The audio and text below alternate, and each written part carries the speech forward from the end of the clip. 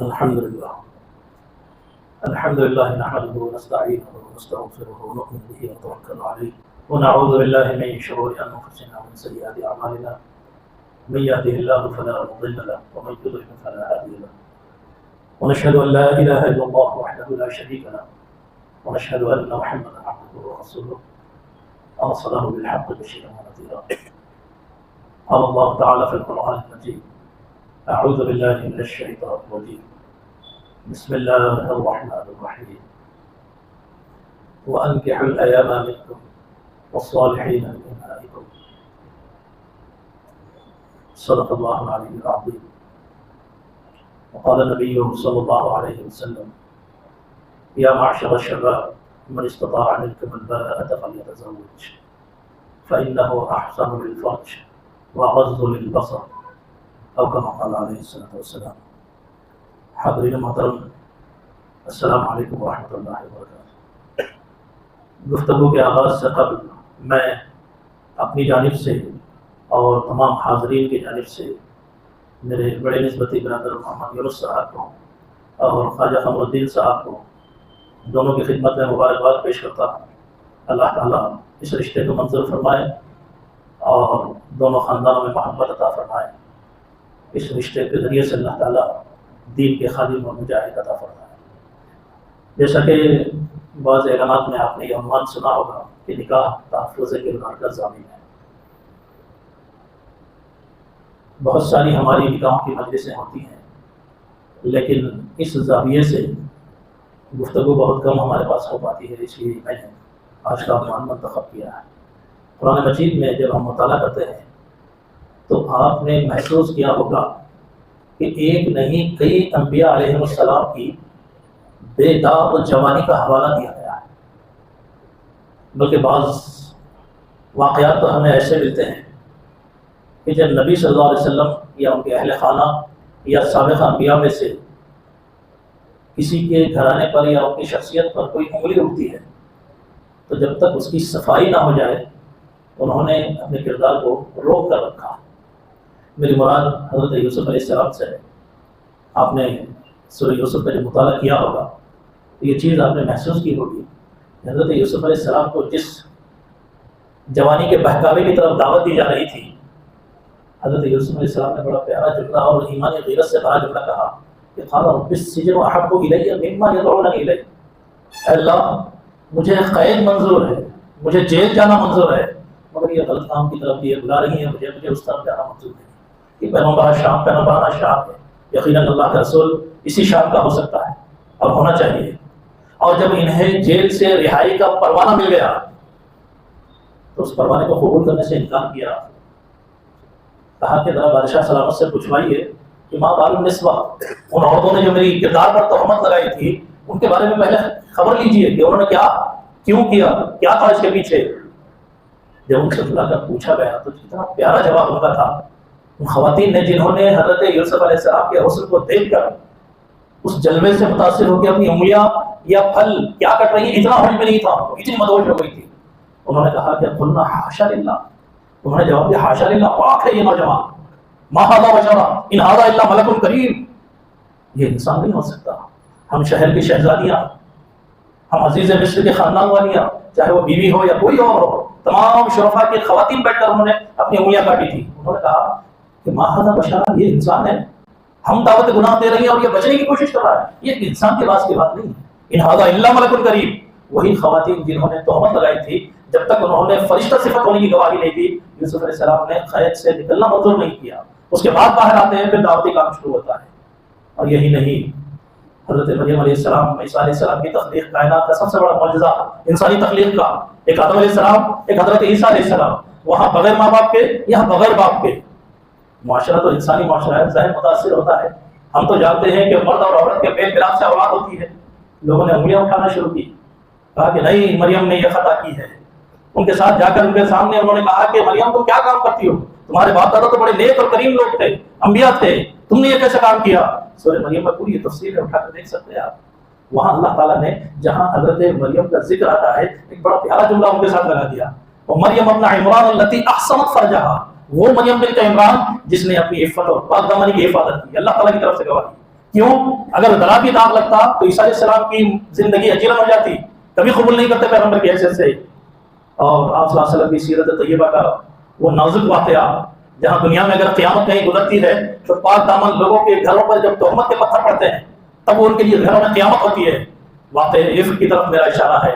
ام المؤمنین کی شخصیت کو مطعون کیا گیا، کہا گیا کہ نہیں، یہ تو نبی صلی اللہ علیہ وسلم دہشت میں، ہیبت میں، پریشانی میں، بات چیت بند ہے، ہمیشہ فکر میں، غم میں مبتلا ہے۔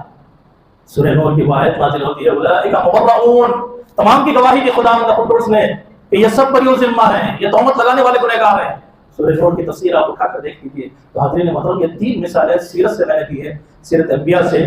انسان کی بیدار جوانی کی بڑی اہمیت ہے اسلام میں، دعوت میں، تبلیغ میں، اقامت دین کی تحریک میں، اللہ کے کام کے لیے۔ اگر داغدار جوانیاں ہوں گی تو کام نہیں کر سکتے۔ اسی وجہ سے نبی صلی اللہ علیہ وسلم نے بارہا اس کردار کو حوالہ دے کر سراہا ہے اور ضمانتیں دی ہیں۔ کتنی ضمانتیں؟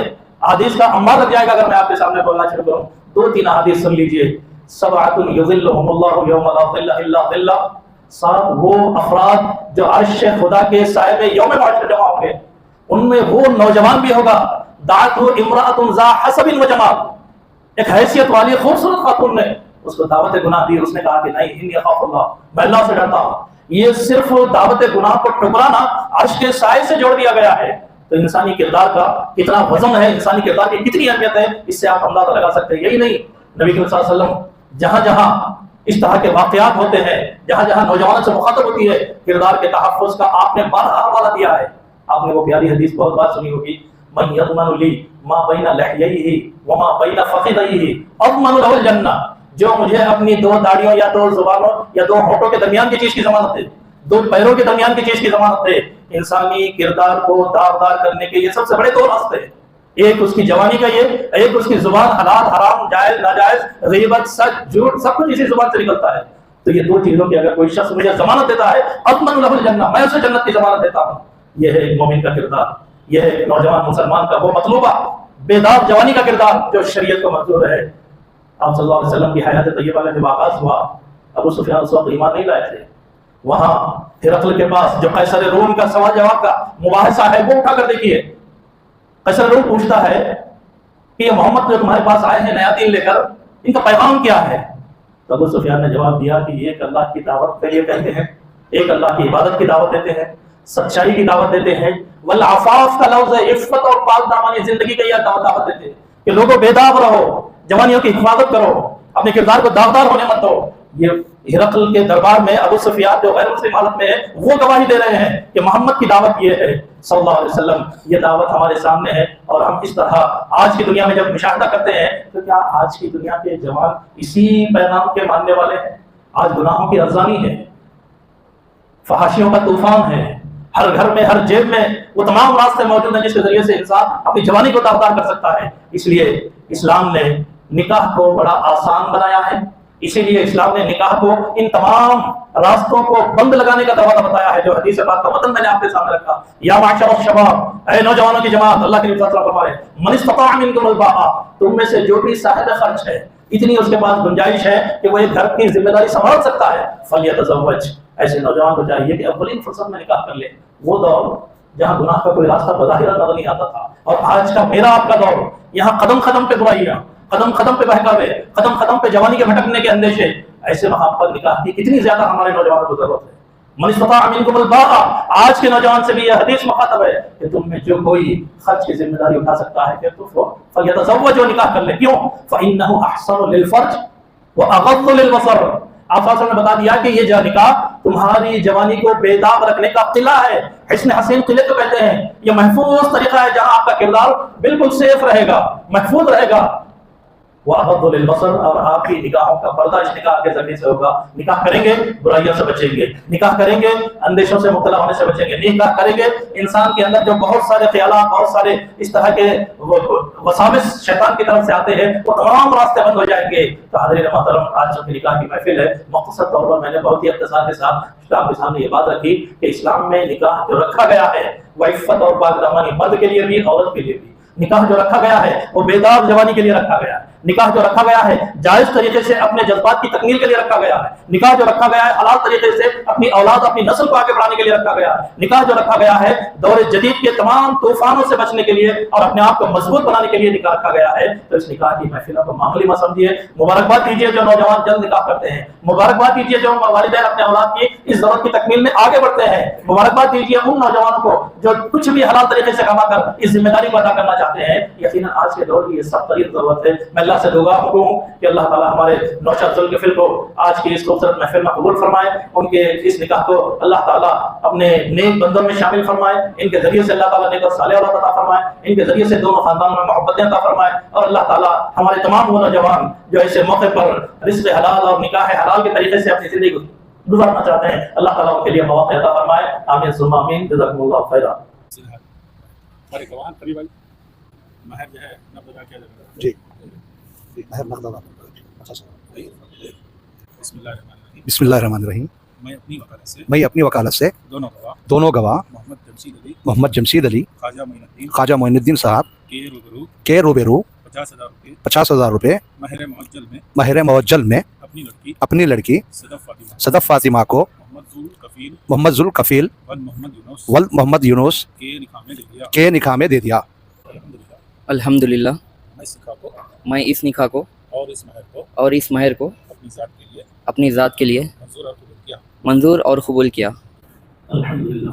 الحمد لله نحمده ونستعينه ونستغفره ونؤمن به ونتوكل عليه ونعوذ بالله من شرور انفسنا ومن سيئات اعمالنا من يهد الله فلا مضل له ومن يضلل فلا هادي له ونشهد ان لا اله الا الله وحده لا شريك له ونشهد ان محمدا عبده ورسوله ارسله بالحق بشيرا ونذيرا اما بعد قال الله تعالى في القران المجيد اعوذ بالله من الشيطان الرجيم بسم الله الرحمن الرحيم يا ايها الناس اتقوا ربكم الذي خلقكم من نفس واحده وخلق منها زوجها وبث منهما رجالا كثيرا ونساء واتقوا الله الذي تساءلون به والارحام ان الله كان عليكم رقيبا وقال تعالى يا ايها الذين امنوا اتقوا الله حق تقاته ولا تموتن الا وانتم مسلمون وقال تعالى يا ايها الذين امنوا اتقوا الله وقولوا قولا سديدا يصلح لكم اعمالكم ويغفر لكم ذنوبكم ومن يطع الله ورسوله فقد فاز فوزا عظيما صدق الله العلي العظيم وقال النبي صلى الله عليه وسلم النكاح من سنتي وقال فمن رغب عن سنتي فليس مني وقال النبي صلى الله عليه وسلم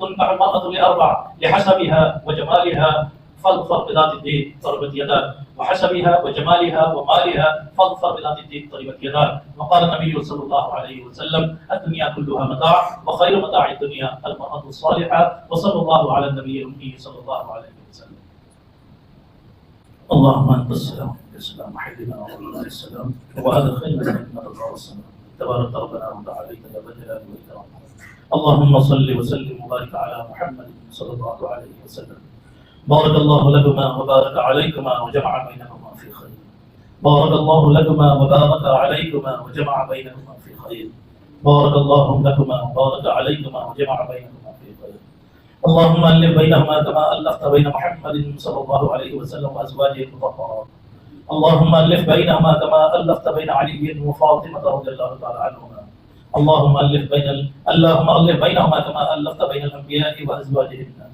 عليهم السلام۔ اے اللہ ہمارے گناہوں کو معاف فرما، اے اللہ ہماری خطاؤں کو درگزر فرما، اے اللہ ہم پر رحم کرم کا معاملہ فرما، اے اللہ آج کی اس بابرکت محفل نکاح کو قبول فرما، آج کے عقیدین پر اپنی خصوصی رحمت نازل فرما، اے اللہ ان کے ذریعے سے نیک اور صالح اولاد عطا فرما، اے اللہ ان کے ذریعے سے خاندان میں محبت عطا فرما، اے اللہ تا حیات دین اور شریعت پر عمل کی توفیق عطا فرما، اے اللہ تا حیات اس رشتے کو استحکام عطا فرما، اے اللہ تو نے مومنین کے بارے میں یہ قرآن میں بشارت دی ہے کہ وہ جنت میں اپنے اہل و عیال کے ساتھ دیگ لگائے ہوں گے۔ اے اللہ ہم تمام کو جوڑوں میں شامل فرما، اہل و عیال اور گھر والوں کے ساتھ جنت میں جانے والوں میں شامل فرما۔ اے اللہ جو نوجوان رزق حلال کی تلاش میں ہے اللہ ان کے لیے رزق حلال کے دروازے کھول دیں۔ اے اللہ جن گھروں میں بیٹیاں شادی کے انتظار میں بیٹھی ہیں اللہ ان کے لیے مناسب جوڑوں کا انتظام فرما۔ اے اللہ جو والدین اور سرپرست اپنے بچوں کی فکر میں پریشان ہے اللہ ان کے لیے سکون اطمینان عطا فرما۔ جو مقروض ہیں ان کے قرض کی ادائیگی کی تراشتے عطا فرما۔ اے اللہ جو بیمار ہیں انہیں صحت کامل عاجلہ مستقر عطا فرما۔ اے اللہ جو بے روزگار ہیں انہیں رزق حلال عطا فرما۔ اے اللہ ہماری اس آج کی نشست کو قبول فرما، اس بابرکت محفل کو قبول فرما، اس پر اپنی خصوصی رحمتیں اور برکتیں نازل فرما، عقیدین کو شریعت کے اوپر ثابت قدم رہنے کی توفیق عطا فرما۔ آمين ثم آمين وصلى الله تعالى على خير خلقه محمد وآله وأصحابه أجمعين برحمتك يا أرحم الراحمين والحمد لله.